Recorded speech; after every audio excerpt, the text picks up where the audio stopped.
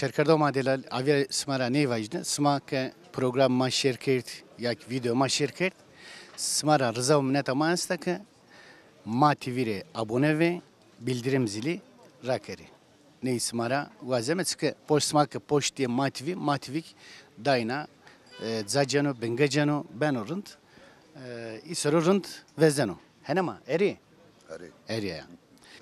Hıdır Canalan, halk şairiyim. 1959 doğumluyum. Elazığ'da memuriyet dönemini bitirdikten sonra köye döndüm. Memnunum köyden. Hep Tamam bu kadar özgeçmiş yeter.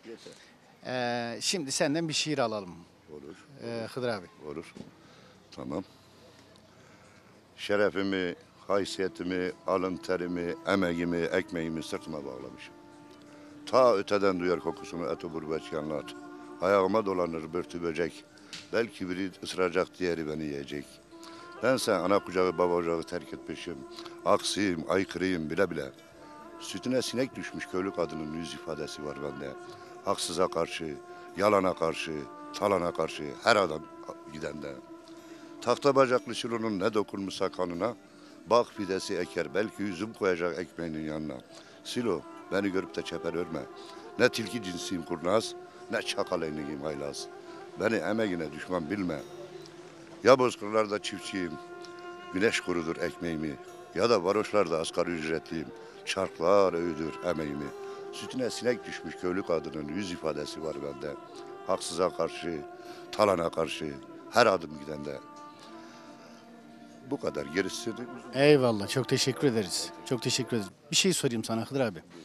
Bu çevre iller içerisinde en ucuz olan il hangisi, en çok pahalı olan il hangisi? Yani halk arasındaki genel kanı ve görüş nedir? iller arasında, o iller bazında diyorsunuz. Erzincan, Bingöl, Elazığ, işte Dersim.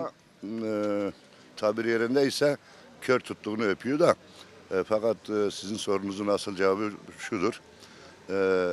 Tunceli pahalı. Dersim pahalı. İnsanlar hasta oluyor, alışverişe geliyor. Ben onları Tunceli'ye, Dersim'e getirmeye çalışıyorum. Karşı çıkıyorlar. Çünkü pahalı diyorlar birinci sebep. İkinci sebep her şeyi bulamıyoruz. Bir de esnaflar hepsi bir kısmını Kendinizce yorumluyor musunuz? Neden bu çevre iller içerisinde Dersim için, Tunceli için pahalı deniyor? evet cevabı var.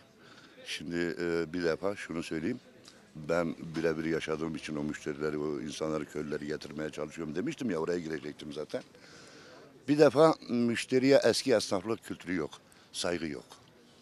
Yani başka taraflarda müşteri veli nimettir şeyi üzerine o doğrultuda insanlar kalkıyor, işte hürmet gösteriyor. Biz onu kaybetmişiz. Zaten takdir etme duygusunu kaybettik. İki örnek verebilir misiniz? Mesela gittiğiniz restoranda da mı ya da işte giyim yeri? Örnek verelim. Güzel yani aslında konu güzel.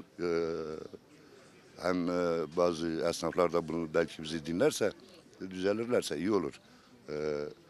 Mesela Kovancı'da da memnun değilim. Ancak orada yaşadığım için, yaşamıyorum yani, olayı orada yaşadığım için. Adama gidersin, şey alırsın, çivi alırsın, metre alırsın, inşaat çimento alırsın. Metre yoksa seni yollamıyor, o tutuyor, çayını da söylüyor, çırağını yolluyor, seni yorulma diyor. Şuralarda isme gerek yok. Düzgün diye bir sofi vardı, gariban bir insan, yaşlı. 2 tane şey yuları alacaktı.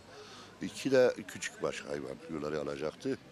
Biz de onu getirdik esnafa, al burada dedik. Adam 30-35 yaşlarında ayağı üstüne atmış.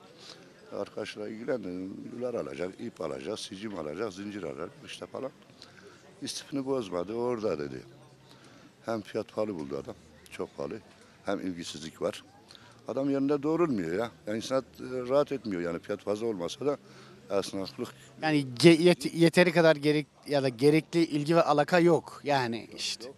Kendini beğenmiş küstahlık, insanlar küstahça müşterilere davranmaz. Çünkü müşteri bizim göreneklerimizde nedir? Veli nimettir. Değil mi hocam? Anladım.